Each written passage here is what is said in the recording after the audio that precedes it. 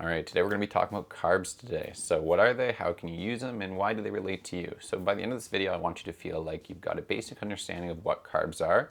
And I also want you to feel like you're able to make better decisions regarding which carbs you should be eating versus which ones maybe you should be leaving alone.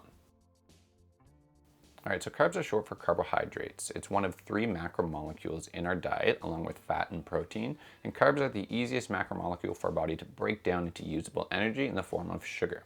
All right, think of carbs as the gas you put in your gas tank. I gotta get going!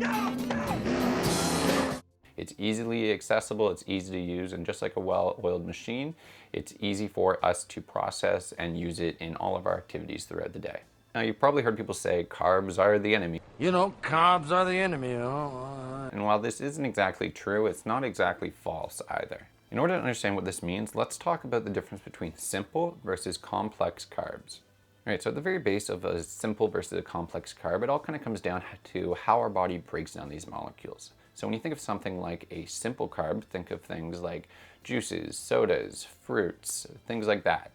So basically our body breaks them down much more quickly, which results in an initial kind of blood sugar spike, much more than something like a complex carb. Fruit, let me just address that quickly, it's also got fiber in it, which means that we also process this a little bit longer than we would in things like sodas and juices and things like that. Hey, thanks for all your help. No problem. Why don't you go ahead and hit the easy button, okay?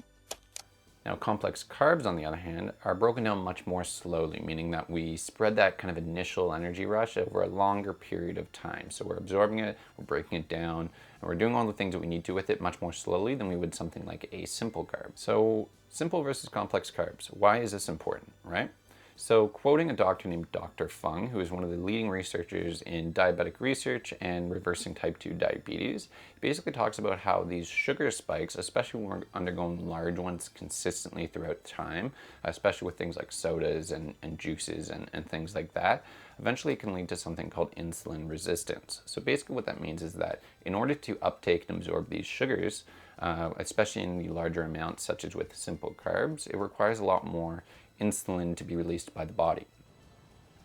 Right.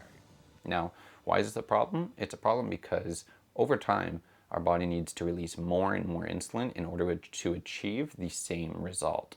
Now, I do realize that this is a little bit of an oversimplification. However, that's kind of the summary of kind of how a diet full of simple carbs can eventually lead to things like type 2 diabetes, which none of us want, right?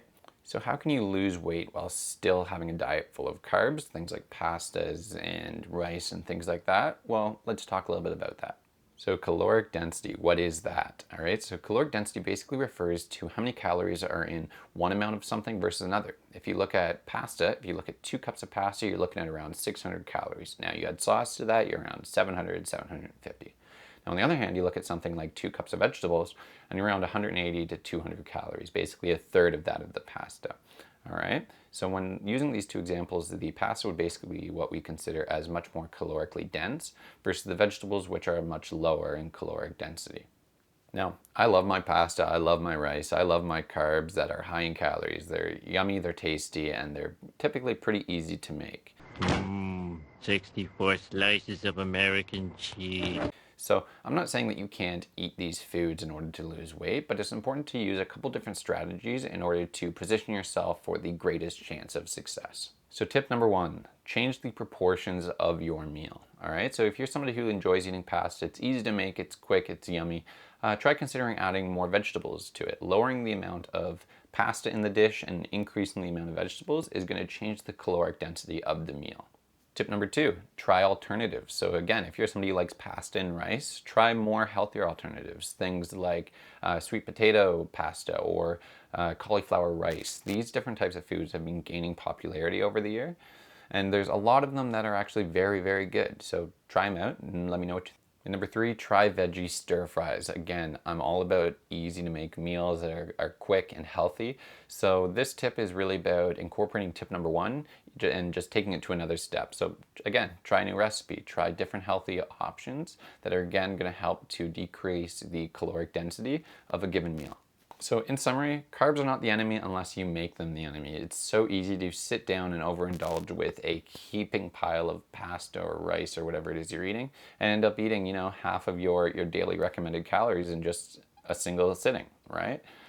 So try implementing the 3 tips that I mentioned today in order to position yourself for the greatest chance of long-term success. If you're enjoying this video, give it a like, send it to your family and friends, and help share it with people who are going through the same journey that you are right now. So thanks, and I'm looking forward to making the next video.